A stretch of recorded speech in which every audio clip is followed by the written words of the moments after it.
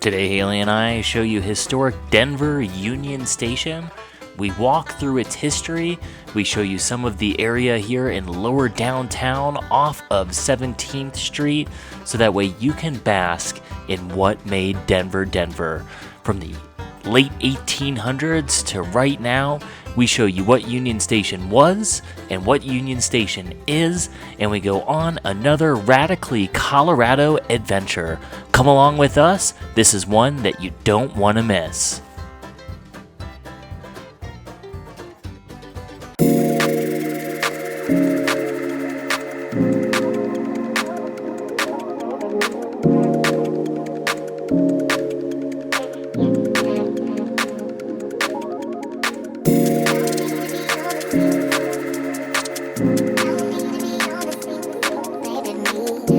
I gotta say it, we don't just make these fun videos for a living, but we own a real estate brokerage. If you're thinking about buying, selling, or investing in the Denver metro area, we'd love it if you would use our lending and real estate expertise. All right, we're here in what is known as lower downtown in Denver, where the hub of transportation used to come to this area, which really put Denver on the map. We're walking into the Union Station, which is one of Denver's historic buildings that every train used to come in here. We've talked a lot about the Denver, South Park, and Pacific that went into Littleton and went all the way to the South Park region on this channel, and this is where this would have come, as well as the Union Pacific and every other major line that put Denver on the map.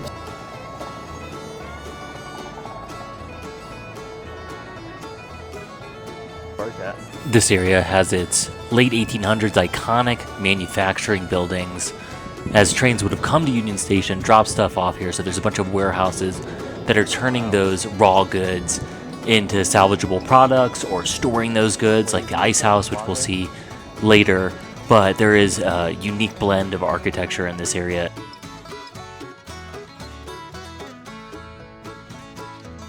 You can see a lot of these buildings, if you look close enough, still have the old painted advertisements that would have been in these buildings at a certain time.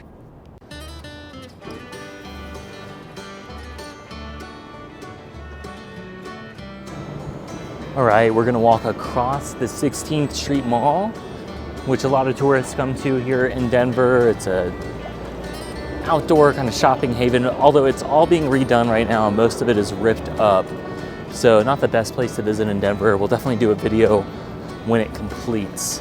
But we're walking towards Union Station now by some of these old red brick buildings.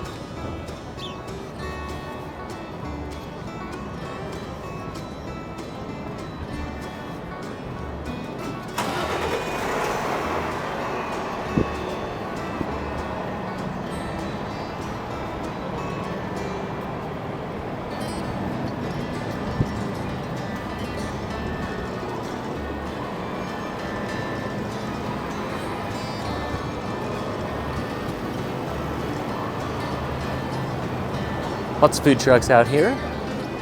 So Union Station also has a hotel in it called the Crawford Hotel. There's several restaurants inside as well. We're also going to take a look at some of these historic buildings just right outside of Union Station that house things like the Oxford Hotel, which has one of Denver's oldest speakeasies that we're going to take a walk into as well, serving up liquor even during Prohibition. But first we're going to go right on into Union Station.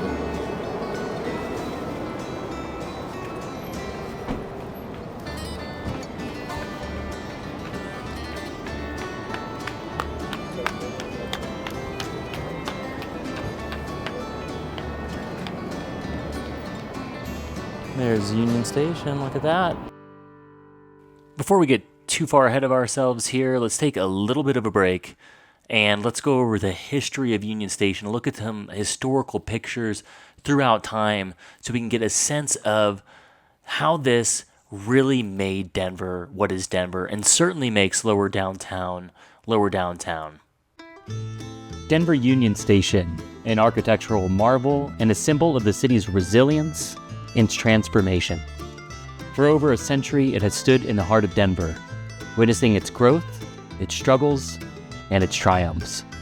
Today, we bring you through Denver Union Station as it stands today, but we also bring you to its echoes of the past and allow you to walk through history with us. In this series, we've done a lot of history on railroads, and Denver Union Station was the hub of all of these railroads. In the late 1800s, in 1881, Denver Union Station was built, and it really was the convergence of 4 major railroads and 1 smaller railroad. One of those railroads was the Denver Pacific Railway, the Kansas Pacific Railway was another, the Denver and Rio Grande Western Railroad was another, and the Denver South Park and Pacific, which we've done a lot of research on this channel, is another one of those railroads. Digging into the historic maps, you can see that Denver connected itself to Kansas City. It connected itself up to Cheyenne, so it could be along the railroad that went across the whole country, the Intercontinental Railroad, and this is what really put Denver on the map. They were kind of offended that they were cut out of the Intercontinental Railroad, and thus they had to make a connection up to Cheyenne to become part of that Intercontinental Railroad. Although, as we all know, Denver is a way better city than Cheyenne today, and it was a bigger and better city back in those days as well. But when you bring yourself down here to Colorado, there's a lot more Rocky Mountains to get through on the way west. So it's a very tough route to form through the mountains, which you can see with the Denver South Park and Pacific Railway, which was a narrow gauge railroad line that worked its way through the Rocky Mountains. In the late 19th century, Denver was a bustling frontier town, rapidly expanding due to the discovery of gold and silver in the Rockies. Several railroads converged here, making it a critical hub for trade and transportation. The Denver Pacific Railway, the Kansas Pacific Railway, and the Denver and Rio Grande Western Railroad were among these first to establish routes to Denver. These railroads brought prosperity, connecting the city to the rest of the nation. On June 1, 1881, Denver Union Station opened its doors, uniting these railroads under one roof. Before that, there was different stations for different railroads, making transportation and connecting kind of a pain in the butt. The station was a grand structure symbolizing Denver's growing importance. However, the journey to becoming a central transportation hub was just beginning. The original station featured a magnificent 120-foot tall clock tower.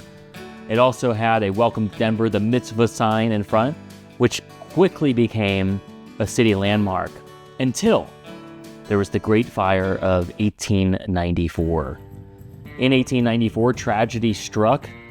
A devastating fire sparked by a locomotive engulfed Union Station, destroying much of its wooden structure, but out of the ashes, a new, more resilient station out of stone would rise, which we can still see there today. Also noted, in 1893, Denver was going through a rough time. Like the rest of the city, it experienced a bank collapse. And there was some notorious Westerners out here in the Cowboy West, like Soapy Smith, who is one of the most notorious gangsters of all here in Denver. And he had things infiltrated like the police and was ingrained in what was a very corrupt city at that time. Soapy Smith, in fact, in 1893, organized a bank heist where he pretended that he was a place where people could safely wire funds in and out through a telegraph. He set up a shop right outside Union Station on 17th Street, which we walked through. Soapy Smith convinced a bunch of people to give their routing and bank account numbers to him so that we could safely transfer a bunch of money for them. I don't know that he safely transferred any money, but what it did was distract people and brought them over to Soapy Smith's store while he and a bunch of other gangsters robbed every bank in Denver. That's when Soapy eventually had to leave. He also had some notorious shops set up on 17th Street earlier, like a gambling parlor where he oftentimes would convince some high-stake people that were rolling in through the Union Station to come in and wager high bets. Of course, the games were stacked in Soapy's favor, so he'd win all the games, and then when people caught on, he'd have his gangsters intimidate them and throw them out.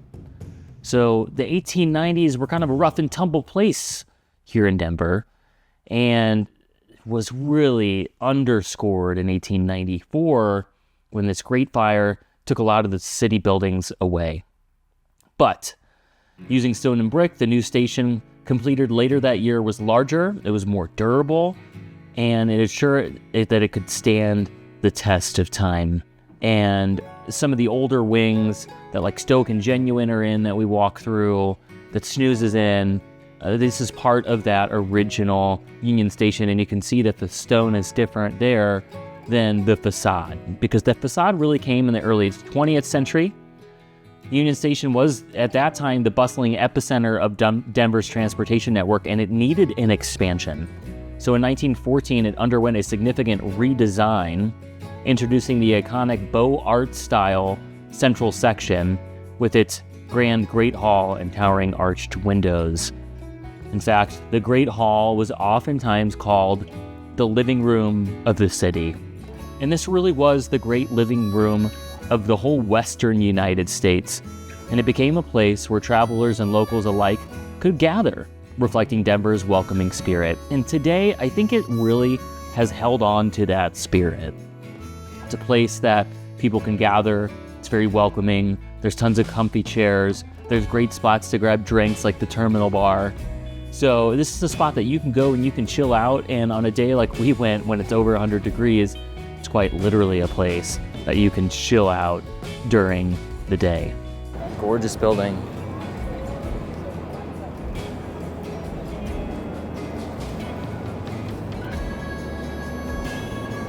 All right, here we are in front.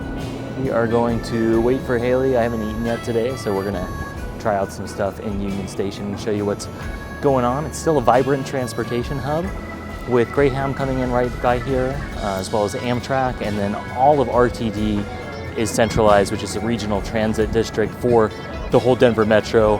All of it leaves from right here on the other side of Union Station.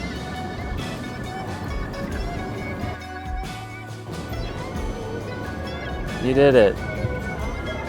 It's so hot, 100 degrees. And now we're both here. Yes. It's hot outside. It's about 100 degrees here today in Denver. Very hot. We're gonna walk in though. Nice. Union Station does have air conditioning. Don't imagine it did circa 1880 when it was built. But it does now, so it's a nice break.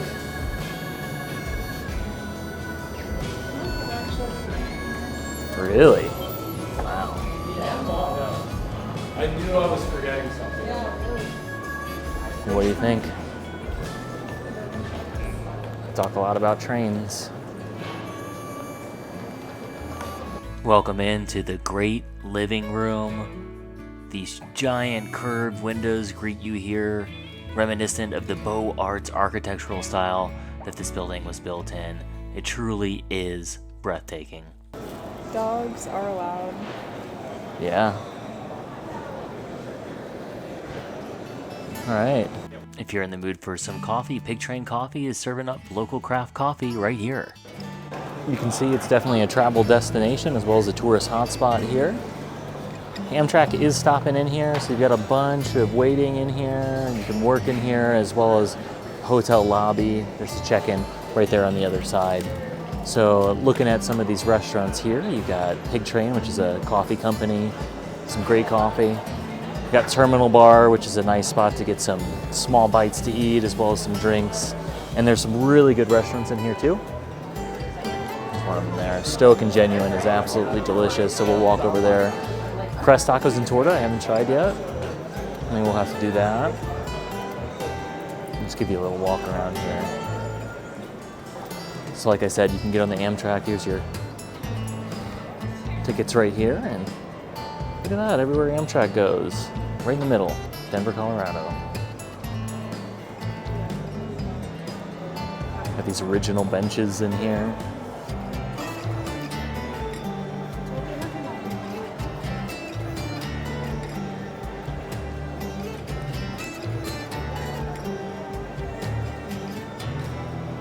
And then all of us up here is Crawford, as well as there's another secret bar hanging out right up there.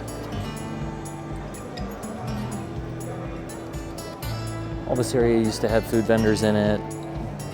Doesn't now after COVID. Here's everything that's in here. There used to be a great tattered covered book stand right over here, but no longer. Ultrea, it's a great restaurant over there.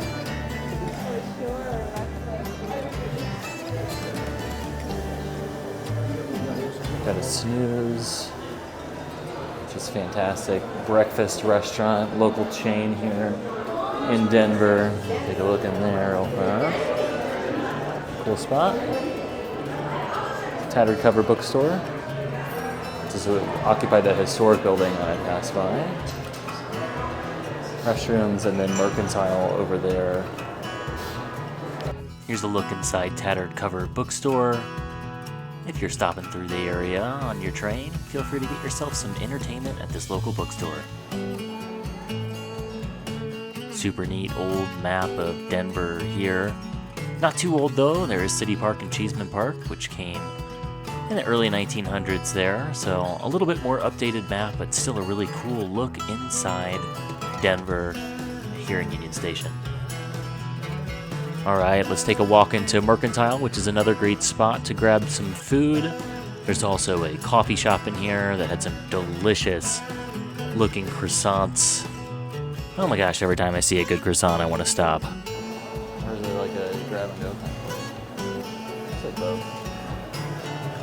Hey, how are you doing? Good.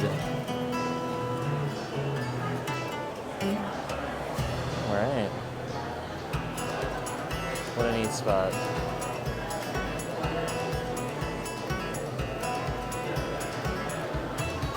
You want to eat here or see what they got out there? Let's see what they got. Alright. These croissants look good.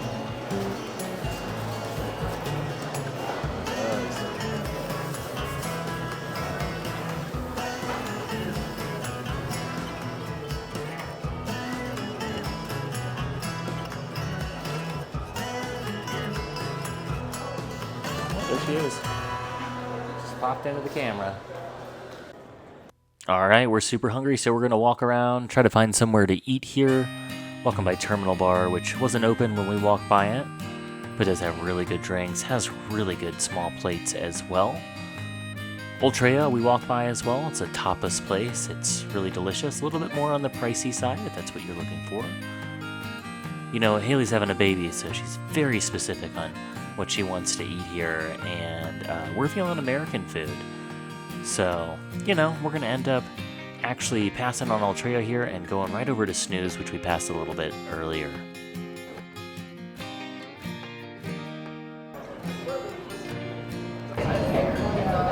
We're at Snooze. Yeah, we are. We walked around, we looked at everything to eat, and decided breakfast for lunch was good. We did breakfast for dinner last night. Was that last night? Or was that the night before? 2 nights ago. So good though. Breakfast any time of day. Yeah. Hashtag breakfast all day. We enjoyed our food so much we forgot to take any shots of it, so sorry about that, but let's continue our tour of Union Station.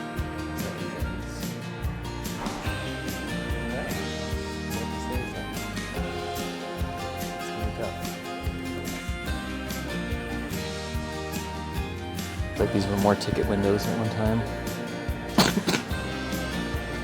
Original bench from the Denver Station Depot, 1960. What a great shot.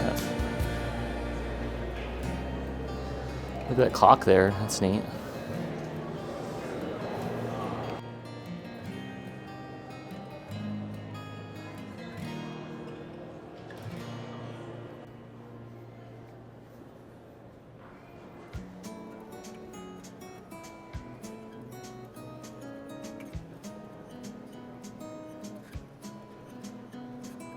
Original blueprints. It's very neat.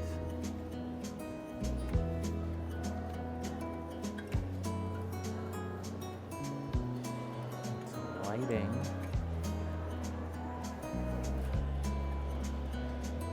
Shot of that bar.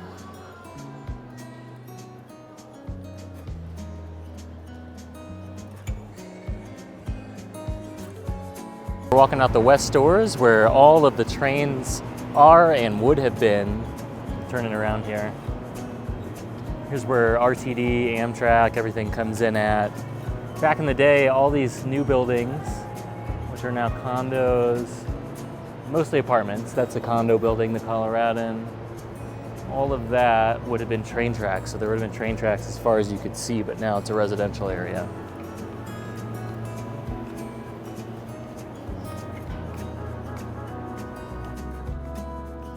There it is. You can go anywhere in Denver.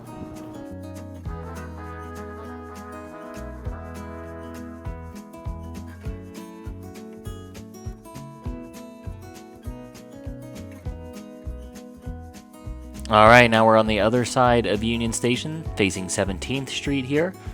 We're gonna take a little depart from Union Station and walk you down 17th Street so we can look at some of these beautiful red brick buildings here on what would have been the beginning of the Wall Street of the West. This area around here would have been more for people to get off the train and be able to stay. We walk by Venice Ristorante, which has some delicious pasta. Some great pasta on the other side too, which you probably saw, Tavernetta, one of my favorite restaurants in the whole city of Denver. So there is really a lot of good food around here. Also some food trucks, which you can see sprinkled around this area. We're walking. There's an urban farming restaurant over there in Oxford.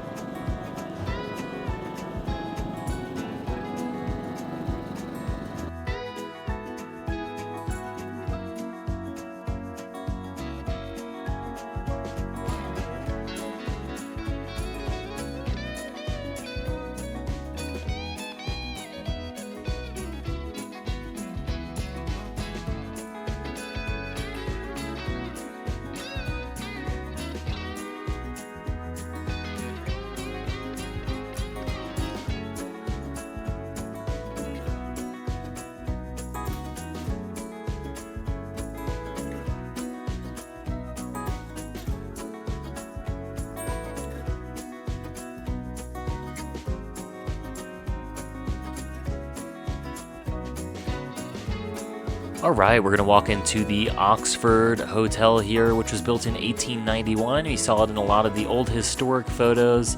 And we're walking into this beautiful lobby designed by the same architect that designed the Brown Palace. Interesting fact about the Oxford is there's some underground tunnels under this one. There's some underground tunnels in a lot of Denver, by the way, that apparently connected a lot of the major buildings like the Capitol, the Oxford Hotel, the Brown Palace, and some other buildings as well. And these came in really, really handy during Prohibition, when apparently the Oxford Hotel had some secret tunnels, and they stored some liquor down there, and they would take it to different parts of the city. You can see here they're opening up to us the cruise room, which opened the day that Prohibition was over. But guess what? They were serving up liquor in here, we know, before Prohibition was over. They were serving it up the whole time. So the Oxford Hotel is a pretty cool place.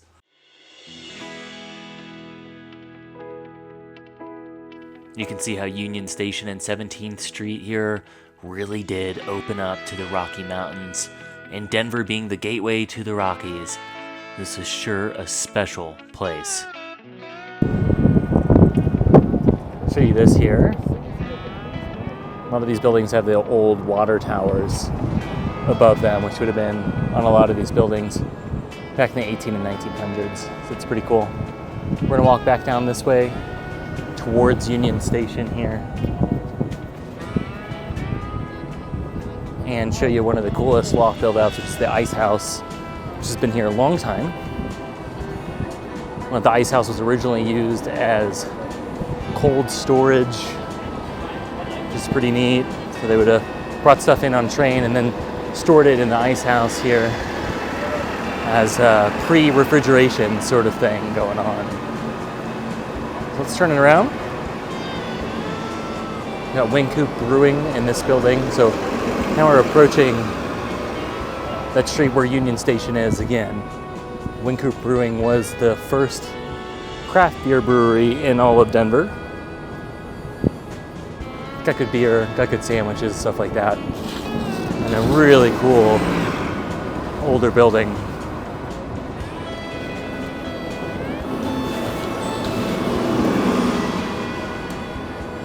And then we'll show you Ice House over here.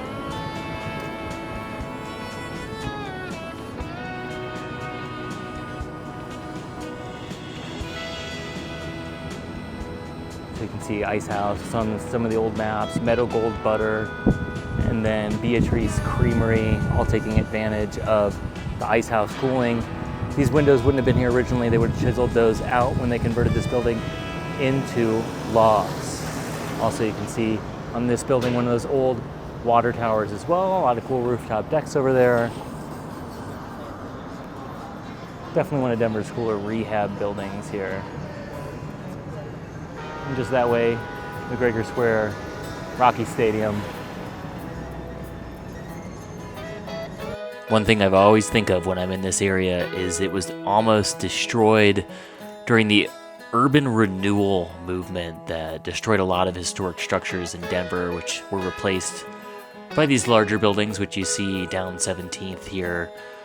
I have to say thank you, Dana Crawford, who the Crawford Hotel is named after, for saving a lot of these buildings, because that truly is what makes Denver special, is the preservation of the historic buildings blended with modern architecture, which makes it stand out, in my opinion, among so many cities in the United States.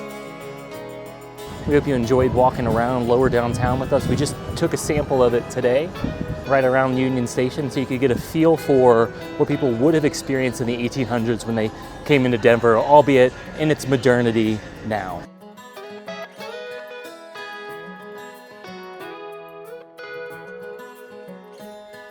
I gotta say, as we're walking down Wynkoop here, really admire this red brick architecture that we have in Denver. I have to say thank you as well for coming on a walk around with us in downtown and learning a little bit of history about Denver. Remember, we don't just make these fun videos for a living, and if you're thinking of buying, selling, or investing in the area, we would absolutely love to help you out with our loan and real estate expertise. Remember, go to symbiodenver.com. And until next time, stay radical out there, and we'll be bringing you more radically Colorado adventures every single week.